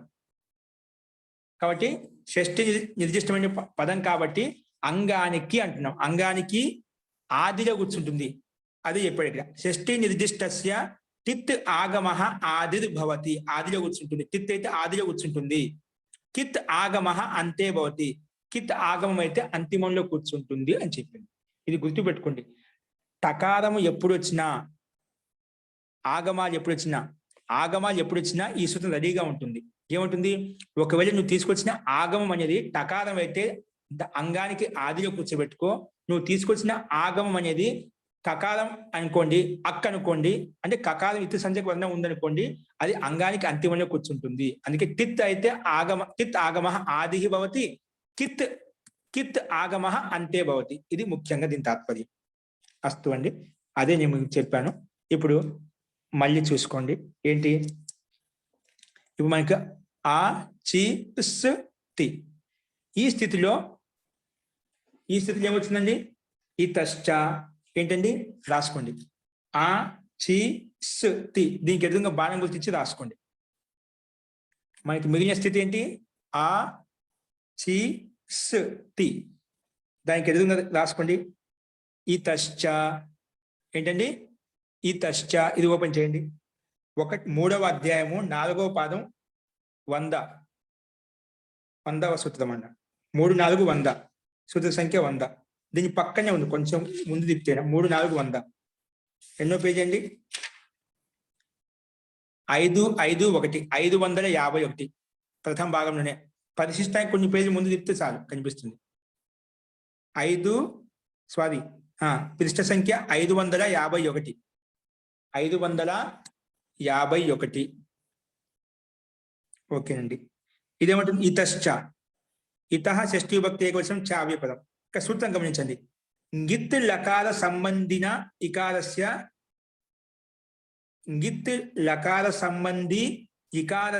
నిత్యం లోపో భవతి. ఏంటండి? గిత్ లకార సంబంధి ఇకారస్య నిత్యం లోపో భవతి. అంటే మనము ఈ తిప్పు ఉంది కదా, తిప్పులో అనుబంధం లోపం చేసుకుంటే ఏం మిగిలింది? పకారం వెళ్ళిపోయి కొంచెం టీ మిగిలింది కదా. ఓకే, టీ మిగిలింది. ఇది టీ ఎక్కడి నుంచి వచ్చిందండి? ఈ తిప్పు ప్రత్యయం ఎక్కడి నుంచి వచ్చింది? లుంగు లకా నుంచి వచ్చింది కదా. లుంగులో ఏంటి? గకారమా? అంటే గకారానికి ఇత్తి చేసామా, కాబట్టి గిత్ అంటాం. ఏంటండి?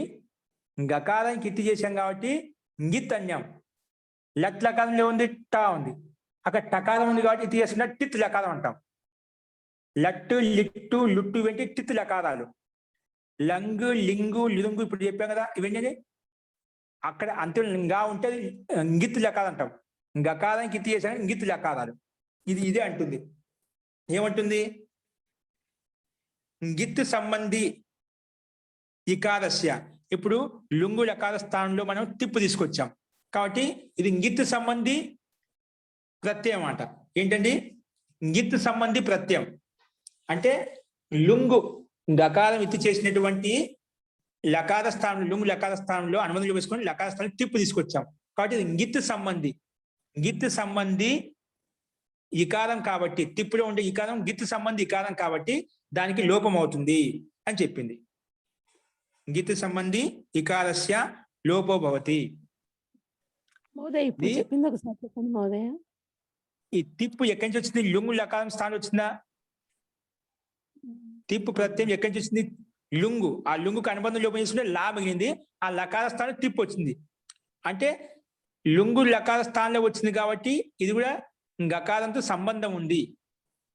అందుకే గిత్ సంబంధి అంటే గిత్ లకారంతో ఇది కూడా సంబంధం ఉంది. అంటే ఇది కూడా దగ్గర సంబంధం ఉంది. అంటే దాని స్థానంలో వచ్చింది కాబట్టి అది గిత్ సంబంధి ప్రత్యయము అంటాం. ఇది గిత్ సంబంధి ప్రత్యయం అంటే గిత్ యొక్క అంశము, గిత్ యొక్క దాని యొక్క అర్థము అనేది తిప్పులో కూడా వచ్చింది.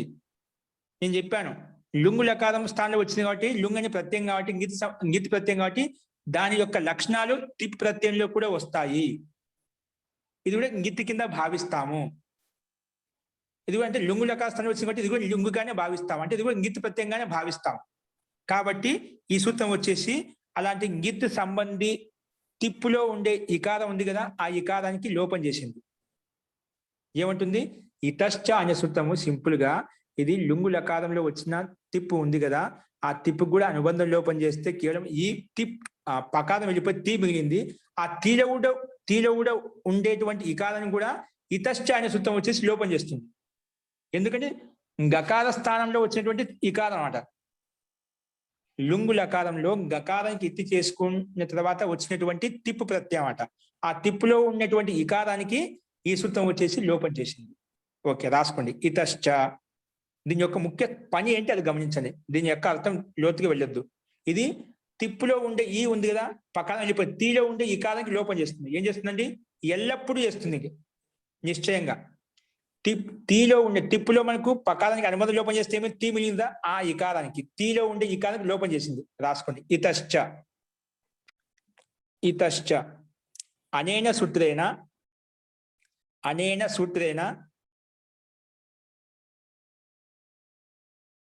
తిప్ ప్రత్యయే ఇకారస్య లోపః భవతి. తిప్ ప్రత్యయే ఇకారస్య నిత్యం లోపః భవతి. నాయన నిత్యం ఎల్లప్పుడూ లుంగు లకారంలో గుర్తు పెట్టుకోండి. లుంగు లకారంలో ఎప్పుడు వచ్చినా లుంగు గాని లింగ్ గాని లింగు గాని ఉన్న తిప్పులు ఏ ప్రత్యయం తెచ్చుకోండి, ప్రత్యయంలో ఇకారం ఉంటే అయిపోయి ఈ సూత్రం రెడీగా లోపం చేసేస్తుంది. లుంగు గాని లింగ్ గాని లింగు గాని ఈ లకారంలో వచ్చినటువంటి తిప్పు ఏదైతే ఉందో అక్కడ తిప్పులో ఉండే ఇకారానికి ఖచ్చితంగా నిత్యం లోపం చేసేస్తుంది.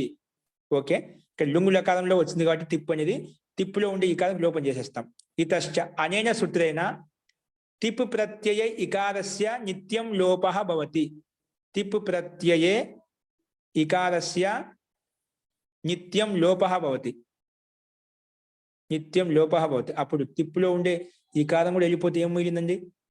పకారం ముందే వెళ్ళిపోయింది. ఆ తిప్పులో ఉండే తీ ఉందని కూడా తీలో ఉండే ఇకారం కూడా ఇతశ్చ వచ్చి తీసేసింది. ఇతశ్చ వచ్చి తీసేసింది. ఏం చేసింది? తిప్పులో ఉండే ఈ కాలం కూడా తీసివేయి అంటే ఇత్తని పది పెట్టేసింది. సారీ, లోపం చేసేసింది. డైరెక్ట్ లోపం ఇత్తని పది పెట్టేయండి, డైరెక్ట్ లోపం చేసేసింది. లోపం చేయమంటే ఏంటి? కనిపించకుండా చేసేసింది. అక్కడ చేయండి, కనిపించకుండా చేస్తే ఏం మిగులుతుంది? ఆ చి స్ తి. ఇదైనా మిగిలేది? ఆ చి స్ త్. తిప్పుడు తకార హలంతం మిగిలింది. ఏం మిగిలిందండి? తకార హలంతం మిగిలింది. ఓకేనా? ఇప్పుడు దీనికి ఎదురుగా రాసుకోండి. ఆ చి స్ త. మనకు పరిశిష్టం కనిపిస్తుందా? పరిశిష్టం అందరూ ముందు పెట్టుకోండి. అక్కడ ఉంది కదా నెక్స్ట్ పేజ్లో. ఆ చి స్ త అంటే తిప్పులో ఉండే ఈ కాలం కూడా వెళ్ళిపోయింది. ఇతష్ట వచ్చి లోపం చేసింది. తీలో ఉండే ఈ కాలం కూడా లోపం అయిపోయింది. ఇప్పుడు దీనికి ఎదురుగా రాసుకోండి. ఆర్ధధాతుకం శేష. రాసుకోండి. ఈ సూత్ర సంఖ్య ఎంత అండి? ఆర్ధధాతుకం శేషం 3, 4, 114 అండి. 3, 4, 114. ఇది కొంచెం వెనకనే ఉంటుంది. 3, 4, 14, 114. పరిశిష్టానికి వెనకనే ఉందండి. 2-3 పేజీలు ఎన్నికి తిప్పితే కనిపిస్తుంది అక్కడే. 556వ పేజీ లాస్ట్ లో 3వ భాగంలో పరిశిష్టం మీద ఓపెన్ చేశారు కదా, దానికంటే ఒక 4 పేజీలు ముందు ఓపెన్ చేస్తే 3, 4, 114 సూత్రం ఆర్ధధాతుకం శేష.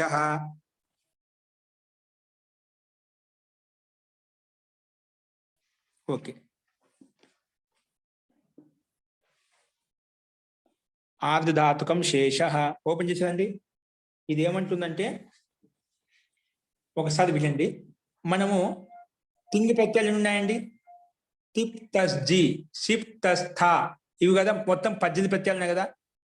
ఆ 18 ప్రత్యయాలను వదిలిపెట్టి మిగిలిన ఏ ప్రత్యయాలు ఉన్నా కూడా అవన్నీ కూడా ఆర్ధధాతుకాలు అని చెప్పింది. సింపుల్ గా ఏం చెప్పింది సూత్రము? ఆర్ధధాతుకం శేష రాసరా, ఆర్ధధాతుకం శేష, ఆర్ధధాతుకం శేష సూత్రం రాసే కదా. ఇదేమంటుంది?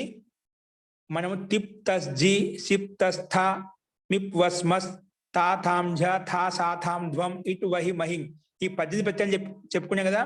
ఈ తింగ్ లో ఉన్నట్టు 18 ప్రత్యయాలను వదిలిపెట్టి, మొత్తం ఈ 18 ప్రత్యయాలను వదిలిపెట్టి మిగిలిన అన్ని ప్రత్యయాలకు ఆర్ధధాతుకం అని పేరండి. ఏంటండి? మిగిలిన అన్ని ప్రత్యయాలకు ఏమని పేరు? ఆర్ధధాతుకం. అర్థమైందండి? రాసుకున్నా. అందుకే అనేన సూత్రేణ, అనేన సూత్రేణ, అనేన సూత్రేణ తింగ్ భిన్న ప్రత్యయాః, తింగ్ భిన్న ప్రత్యయాః, తింగ్ భిన్న ప్రత్యయాః ఆర్ధధాతుకాః భవంతి, ఆర్ధధాతుకాః భవంతి.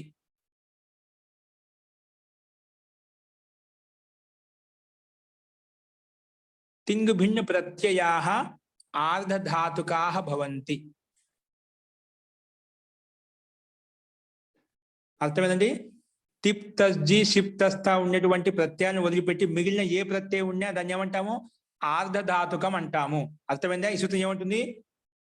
18 ప్రత్యయాలను వదిలిపెట్టి మిగిలిన ఏ ప్రత్యయం ఉన్నా అది ఖచ్చితంగా ఆర్ధధాతుకమే. ఓన్లీ 18 ప్రత్యయాలను వదిలిపెట్టి మిగిలిన ఏ ధాతు వచ్చినా కూడా, సారీ ఏ ప్రత్యయం వచ్చినా కూడా అవన్నీ కూడా ఆర్ధధాతుక ప్రత్యయాలే. గుర్తుపెట్టుకుని ఓన్లీ 18 ప్రత్యయాలను వదిలిపెట్టి మిగిలిన అన్ని కూడా ఆర్ధధాతుక ప్రత్యయాలు. ఇక్కడ ఏంటి? మనకు ఆ, చి, స్, ట్ ఉంది కదా, దీంట్లో తింగ్ ప్రత్యయం ఉందండి? తింగ్ ప్రత్యయం ఉందా లేదా? చెప్పండి, ఏదో ఒకటి చెప్పండి. దీంట్లో మనకు చి, ఆ, చి, స్, త అనేది అట్టు ప్రత్యయం యొక్క అకారము, చి ధాతువు, సిచ్ ప్రత్యయం యొక్క సకారము, టిప్ అనేది త్ అనేది టిప్ ప్రత్యయం యొక్క తకారం. దీంట్లో తింగ్ ఏంటి? తకారం. అది తింగ అండి. అంటే తిప్పులో ఉంది కదా, తిప్ తస్ జి, సిప్ తస్ తి, తింగ్ కదా. ఆ తింగులలో ఉంది కాబట్టి ఆ ప్రత్యయాన్ని వదిలిపెట్టి ఆర్ధధాతుకం అని చెప్పాము. తింగ్ ప్రత్యయాన్ని వదిలిపెట్టి ఏదైతే ప్రత్యయం ఉందో దాన్ని ఆర్ధధాతుకం అంటాం. కాబట్టి దీనికి ఆర్ధధాతుకం ప్రత్యయం రాదు, ఎందుకంటే తింగ్ కదా. దాన్ని వదిలిపెట్టి ఏదైతే ఉందో ప్రత్యయం దానికి ఆర్ధధాతుకం పేరు. కాబట్టి దానికంటే ముందే ఉంది సిచ్ ఉంది కదా. సిచ్ అనేది ఏంటి? ఈ స్థానంలో సిచ్ వచ్చింది మనకు. కాబట్టి ఇది తింగులలో లేదు. సిచ్ అనేది స్లీ గాని సిచ్ గాని తింగులలో లేదు. అంటే తింగ్ తిప్ తస్ జి, సిప్ తస్ థా, మిప్ వస్ మస్ లో ఈ 18 ప్రత్యయాలు లేదు. కాబట్టి తింగ్ భిన్నమైంది. తింగ్ భిన్నమైంది కాబట్టి దానికి ఆర్ధధాతుకం అని పేరు. అంటే సిచ్ లో ఉండే సకారానికి ఏమని పేరు? ఆర్ధధాతుకం అని పేరు పెట్టుకున్నాం. ఏది పెట్టారు? ఆర్ధధాతుకం శేష. తింగ్ భిన్న ప్రత్యయ, తింగుతో భిన్నమైనటువంటి ప్రత్యయాలు ఏవైతే ఉన్నాయో అవన్నీ కూడా ఆర్ధధాతుకాలే. ఇది సిచ్ అనేది తింగ్ భిన్నమైనది, తింగ్ కాదు. కాబట్టి దీనికి సకారానికి ఆర్ధధాతుకం అని పేరు పెట్టుకున్నాం. ఏం పేరు పెట్టుకున్నామండి? ఆర్ధధాతుకం. అందుకే ఓపెన్ చేయని చెప్పాను. ఒకసారి ఓపెన్ చేయండి. 3, 4, 114 ఇన్ని ఉంది కదా. ఓకే అండి. ఇప్పుడు ఏమంటుంది? ధాతోద్విహితాః అంటే తింగ్షిత్ భిన్నాః ప్రత్యయాః ఆర్ధధాతుక సంజ్ఞకాః భవంతి. ఓకేనా? తింగ్షిత్ భిన్న, తింగ్ అని చెప్పాను కదా, తింగు షిత్తు. నీకు అది విషయం చెప్తాను. ఇంకా తింగులకు షిత్తులకు అంటే ఎక్కడైతే సకారానికి ఇతి చేసామో అదొక్క వర్ణాన్ని కూడా వదిలిపెట్టి, అదొక్క ప్రత్యయాన్ని కూడా వదిలిపెట్టి మిగిలిన ప్రత్యయాలు ఏవైతే ఉన్నాయో అవన్నీ ఆర్ధధాతుకాలే. అర్థమైందా? తింగ్షిత్ వర్ధయిత్వ అన్య ప్రత్యయ శేష అంటే ఈ 18 ప్రత్యయాన్ని వదిలిపెట్టి ఏవైతే ఉన్నాయో వాటన్నిటిలో కూడా అన్నిటి ప్రత్యయాలు కూడా ఆర్ధధాతుకం అని పేరు వస్తుంది. అస్తు. ఇప్పుడు రాసుకోండి. ఆర్ధధాతుకం పేరు ఎందుకు పెట్టుకున్నాం? ఆర్ధధాతుకం పేరు పెట్టుకుని లాభం ఏంటి ఇందుకు? ఇప్పుడు అంగం పేరు పెట్టుకున్నాం, అందుకే అంగాధికారానికి వెళ్ళి మనం ప్రత్యయం తెచ్చుకున్నాం. ఇక్కడ నువ్వు ఆర్ధధాతుకం పేరు పెట్టుకుని ఏ లాభం వచ్చింది అంటే రాసుకోండి. ఆర్ధధాతు కస్యేడు వలాదేహి రాసుకోండి, పక్కనే ఉందండి, దాని కిందన పరిశిష్టం ముందు పెట్టుకోండి. ఆర్ధధాతు కస్యేడ్ వలాదేహి. ఇది సూత్రాలు రాసుకునే కదా. ఆర్ధధాతుకం శేష అనే సూత్రంగా తింగ్సిత్ భిన్నాః ఆర్ధధాతుక సంజ్ఞకాః భవంతి. రాసుకునేది అనుకుంటాను, చెప్పాలండి. హరి ఓం. రాసా మహోదయ. దీనికి బ్రాకెట్ కాదు రాసుకోండి. అనే సూచన శిచ్ ప్రత్యయ సకారస్య ఆర్ధధాతుక సంజ్ఞా భవతి అలా దానికంటే ముందు బ్రాకెట్ లో ఆ సూత్రానికి డైరెక్ట్ గా ఇది ఎవరికి ఆర్ధధాతుకం పేరు పెట్టింది తెలుస్తుందంట. రాసుకో. అనేనా బ్రాకెట్ రాసుకోండి. అనేనా శిచ్ ప్రత్యయే సకారస్య శిచ్ ప్రత్యయ శిచ్క సామింది కదా మనకు స్ శిచ్ ప్రత్యయ స్ సకారస్య ఆర్ధధాతుక సంజ్ఞా భవతి. ఆర్ధధాతుక సంజ్ఞా భవతి. ఓకేనా? ఆ సకారానికి ఆర్ధధాతుకం పేరు పెట్టింది. ఆర్ధధాతుకం పేరు పెట్టడం వలన ఇది వచ్చింది. రాసుకోండి. ఆర్ధధాతు కస్యేడు వలాదేహి. ఆర్ధధాతు కస్యేడు వలాదేహి. ఆర్ధధాతుకం ఎవరికి పేరు? సకారానికి ఆర్ధధాతుకం పేరు. ఓకే. ఆర్ధధాతు కస్యేడు వలాదేహి. ఆర్ధధాతు కస్యేడు వలాదేహి. ఇదేమంటుంది? నువ్వు ఎవరికైతే ఆర్ధధాతుకుని పేరు పెట్టుకున్నావో ఆ ఆర్ధధాతునకు ఇట్ ఆగమంగా వస్తుంది అని చెప్పింది. ఏమొస్తుందంట? ఇట్ ఆగం వస్తుందంట. అక్కడ మనకు అంగానికి అట్ట ఆగం వచ్చింది. ఇది ప్రత్యయానికి ఎవరికి? ఆర్ధధాతుకు ప్రత్యయానికి ఇట్ ఆగమంగా వస్తుంది. ఎవరికి వస్తుందండి? ఆర్ధధాతుకు సకార ప్రత్యయానికి ఆగమంగా వస్తుంది. అంటే ఏ ఆగమం? ఇట్ ఆగం వస్తుందని చెప్పింది. ఆర్ధధాతు కస్యేడు వలాదే ఏమంటుంది? ఆర్ధధాతు కస్య ప్రత్యయస్య ఏంటి? ఆర్ధధాతు ప్రత్యయం అంటే సిచ్ కదా. సిచ్ సకారానికి ఇట్ ఆగమంగా వస్తుంది. ఆగమం అంటే ఎప్పుడు గుర్తుపెట్టుకోండి, ఆగమాలు ఎప్పుడు ఎవరికైతే చెప్పామో వాటికి అవయవంగా వస్తాయి. ఒకవేళ అంగానికి చెప్పామనుకోండి అంగానికి అవయవంగా కూర్చుంటాయి. ఒకవేళ ప్రత్యయానికి చెప్పామనుకోండి ప్రత్యయానికి అవయవంగా వచ్చి కూర్చుంటాయి. అని ఎవరికైతే చెప్పామో వారి యొక్క అవయవంగా కూర్చుంటాయి అన్నమాట. అంటే వాటి యొక్క భాగంగానే తీసుకోవాలి.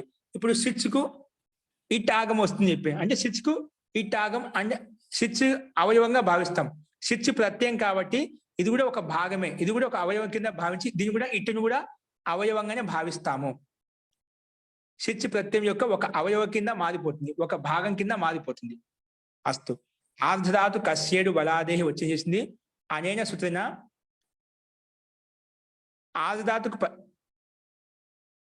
ఆర్ధధాతు సకారస్య ఇట్ ఆగమో భవతి. ఏంటి ఇక్కడ వలాది ఆర్ధధాతునకు, ఇక్కడ వలాది ఆర్ధధాతుకు అంటున్నాడు. ఇక్కడ సిచ్లో సా అనేది వల్ ప్రత్యాహారంలో వస్తుందండి. సిచ్లో సకారము సమనిందా అది వల్ ప్రత్యాహారంలో వస్తుందా? వల్ ఎక్కడి నుంచి స్టార్ట్ అవుతుంది? హయ వరట్ హా యా వా ఇక్కడ ఉంది. ఇక్కడి నుంచి మొదలుకొని లాస్ట్ లా వల్ ప్రత్యాహారం అన్నాం. వల్ అంటే హల్లో ఉండే లా వరకు. సో మనకి ఇక్కడి నుంచి స్టార్ట్ వా హయ వరట్ వా లా యా మా గా నా నా ఝ భ ఘ ఢ ధ జబ గడ ధ ఖప ఛట త ఛట థ షా షా సర్. షా షాసర్ ఇక్కడ ఉంది కదా, సా ఉంది కదా, అంటే వల్ ప్రత్యాహారంలో వచ్చింది. వల్ ప్రత్యాహారంలో అంటే వాకి లాకి మధ్యలో ఉండే వర్ణంలో సకారం వచ్చింది కాబట్టి ఇది వల్ ప్రత్యాహారం. అంటే వల్ ఉంది అంటే వల్ అక్షరం అంటే వల్ ప్రత్యాహారంలో ఉన్నటువంటి వర్ణం అన్నమాట. అలాంటి వల్ ప్రత్యాహారంతో కూడుకున్నట్టు వర్ణం ఏదైతే ఉందో ఇంకా ఆర్ధధాతు కూడా వలాది ఆర్ధధాతుకు అని చెప్పాడు. ఆర్ధధాతు కస్యేడు వలాదేహి. సూత్రంలో వలాదేహి ఉందా అంటే వల్ ప్రత్యాహారంలో ఉన్నటువంటి వర్ణం. ఎటువంటి వర్ణం? ఆర్ధధాతుక వర్ణం. దానికి ఆర్ధధాతుకు అని కూడా పేరు పెట్టుకున్నాం. వల్ ప్రత్యాహారంలో ఉన్నటువంటి సకారానికి ఆర్ధధాతుకం పేరు పెట్టుకున్నాం. ఎవరు? ఆర్ధధాతుక శేష వచ్చి పేరు పెట్టింది కాబట్టి ఆర్ధధాతుకం శేష వచ్చేసి దానికి సకారానికి ఆర్ధధాతుకం పేరు పెట్టింది. అది ఆర్ధధాతుకం ఏంటి? వల్ ప్రత్యాహారంలో ఉన్నటువంటి వర్ణము. కాబట్టి అలాంటి వలాది ఆర్ధధాతుకం ప్రత్యయం పక్కన ఉంటే దానికి ఇట్ ఆగమంగా వస్తుంది అని చెప్పింది. ఏమొస్తుందండి? ఇట్టు వస్తుంది. కానీ ఇట్టు వస్తూ ఉంటేనే దానికైనా బలమైన సూత్రము రాసుకోండి. ఇది రాసుకుందా? అనేన సూత్రైనా ముందు రాసుకోండి. ఆర్ధధాతు కస్యేడు వలాదేహికి దాని మీనింగ్ రాసుకోండి. అనేన సూత్రైనా వలాది ఆర్ధధాతుక ప్రత్యయస్య అని. వలాది ఆర్ధధాతుక ప్రత్యయస్య వల్ ఆది ఆర్ధధాతుక ప్రత్యయస్య వలాది ఆర్ధధాతుక ప్రత్యయస్య వలాది ఆర్ధధాతుక ప్రత్యయస్య ఇట్ ఆగమో భవతి. ఇట్ ఆగమో ప్రాప్త అనాలి. ఇట్ ఆగమో ప్రాప్తమైంది. ఇట్ ఆగమో ప్రాప్తమైంది. ఎందుకంటే దీనికి కండిషనింగ్ కావాలండి. ఇట్ రావాలంటే దీని యొక్క కండిషన్ ఏమి ఉండాలండి? వల్ ప్రత్యాహారమే ఉండాలి. నువ్వు ఎవరికైతే ఆర్ధధాతుకని పేరు పెట్టుకున్నావో, నువ్వు ఏ వర్ణానికైతే ఏ ప్రత్యయానికైతే ఆర్ధధాతుకని పేరు పెట్టుకున్నావో ఆ ఆర్ధధాతుక ప్రత్యయంలో వల్ ప్రత్యాహారంలో ఉన్నటువంటి వర్ణం ఏదో ఒకటి ఉండాలి. వలాది అంటే ఆ వల్ ప్రత్యాహారంలో వర్ణం ఉన్నది ఆదిలో ఉండాలి. నువ్వు ఏదైనా తీసుకో, నువ్వు ఎవరికైనా పెట్టుకో, నువ్వు పెట్టుకునే ఎవరికైతే ఆర్ధధాతుకం పేరు పెట్టుకున్నావో ఆ ఆర్ధధాతుకంలో మొదటి అక్షరము వల్ ప్రత్యాహారంలో ఉన్నటువంటి వర్ణం ఉండాలి. వల్ ప్రత్యాహారంలో ఉన్నటువంటి వర్ణం ఉంటే చాలు, అప్పుడు అది ఇట్ ఆగం చేస్తుంది. ఈ లక్షణాలన్నీ ఇక్కడ ఉన్నాయి కాబట్టి అది ఆర్ధధాతుకం సకాలం పెట్టుకున్నాము, అది వల్ ప్రత్యాహారంలో ఉన్నటువంటి మొట్టమొదటి అక్షరము ఇక్కడ, కాబట్టి ఇట్ ఆగమంగా ప్రాప్తమైంది. అన్ని లక్షణాలు ఉన్నాయి కాబట్టి రాసుకోండి. పరంతు అంటే కానీ, పరంతు కానీ ఆగమో ప్రాప్త తర్వాత ఆగమో ప్రాప్త. ఇది ప్రాప్తమైతే దాన్ని నిలబెట్టేస్తుంది. పరంతు కానీ అది దీని యొక్క లక్షణాలు కనిపించాయి కాబట్టి ఇది వచ్చేసింది అన్నమాట ఇటు చేయడానికి, కానీ నిలబెట్టేస్తుంది. పరంతు కానీ, పరంతు అంటే ఏమిటి? కానీ. దాని కింద చూద్దాం. ఏకాచ ఉపదేశేను దాత్తాత్. ఏకాచ ఉపదేశేను దాత్తాత్. సూత్రం ముందు పెట్టుకోండి పరిశిష్టము. ఏకాచ ఉపదేశేను దాత్తాత్. ఏకాచ ఉపదేశేను దాత్తాత్. ఏకాచ ఉపదేశేను దాత్తాత్.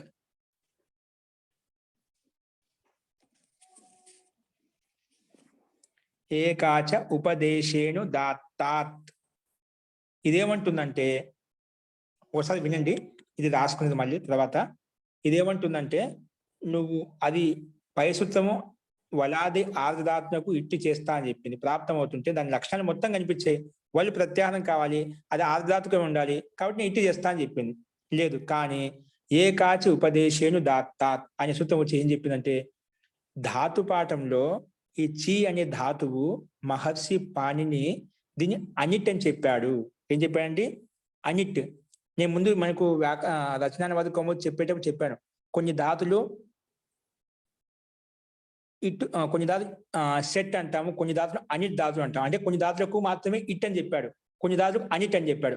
అంటే ఎక్కడైతే సెట్ అని చెప్పాడో వాటిలో ఇట్ వస్తుంది, ఎక్కడైతే అనిట్ అని చెప్పాడో దాంట్లో ఇట్ రాదు. ఇదేంటి? మహర్షి పాణిని ధాతుపాఠంలో చి అనే ధాతును అనిట్ అని చెప్పాడు. అనిట్ ఇట్ రాదు అని చెప్పాడు. చి ధాతుకి ఇట్ రాదు, అనిట్ ధాతు ఇది. ఈ చి ధాతువులు ఎక్కడ నువ్వు రూపాన్ని తయారు చేసుకున్నా చి ధాతుకు మటుకు ఇట్ రాదు అని చెప్పినాడు అన్నమాట మహర్షి పాణి ఎక్కడ? ధాతుపాఠంలో. అందుకే ఇది పట్టుకున్నామాట. ఏకాచ ఉపదేశం దాత. నువ్వు ఎలా ఇట్టి చేస్తావు? నీ లక్షణాలు కనిపిస్తే ఇట్టి చేసేస్తావా? ఇక్కడ మహర్షి పాణి ధాతుపాఠంలో చి ధాతును అనిట్ అని చెప్పాడు, దీనికి ఇట్టి రాదు అని చెప్పాడు. నువ్వు వచ్చి ఇట్టి తీసుకొస్తున్నావు, అది నిలబెట్టేసింది.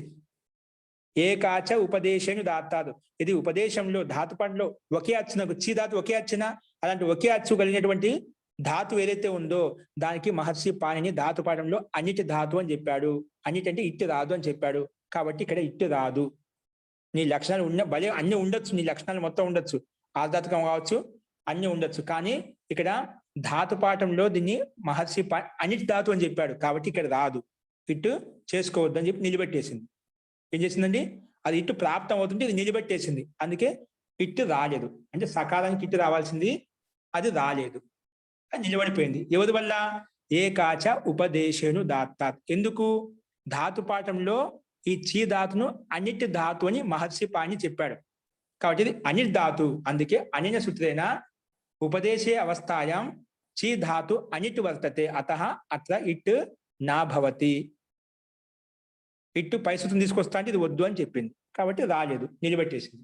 అందుకే ఇంకో సూత్రం జరిగింది, ఇంకో పని జరిగింది. ఆ పని ఏంటో ఏం జరిగింది అనేది రేపు చెప్పుకుందామండి. అంటే దానికి ప్రక్రియ పద్ధతి ఎలా ఉంటుందని రేపు చూద్దాం. ఇప్పుడు చెప్పిన దాంట్లో ఏదైనా సందేహం ఉంటే చెప్పండి. మహోదయ ఇప్పుడు అనేన సూత్రేణ అని చెప్పినారు కదా మహోదయ, అది రా ఏ సూత్రం? ఆదాత్ కస్టడీ వాదే లాస్ట్ లో మహోదయ అనేన సూత్రేణ అని స్పీడ్ గా చెప్పినారు. అదే ఏకాచ ఉపదేశే అది సూత్రాలు రేపు చెప్తానండి. ఏకాచ ఉపదేశేను ఏకాచ సూత్రం రాసరా? ఏకాచ ఉపదేశేను దాత్తాత్. ఇప్పుడు అది అనేన శిశు ధాతు దీని అర్థం రాసుకోండి, సూత్రం రాసుకునేది కాబట్టి ఏకాచ ఉపదేశేను దాత్తాత్ సూత్రం రాసుకుంటే అనేన సూత్రేణ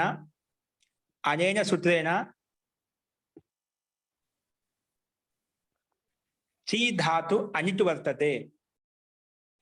చీ ధాతు అనిటు వర్తతే అంటే అనిట్, చీ ధాతు అనేది అనిటు వర్తతే, అతః ఇట్ ఆగమో నా భవతి. అతః అంటే అందువలనే ఇట్ ఆగము రాదు. చీ ధాతు అనిట్ వర్తతే, అనేన సూత్రేణ చీ ధాతు అనిట్ వర్తతే. అనిట్ అంటే అనిట్ అని చెప్పాడు.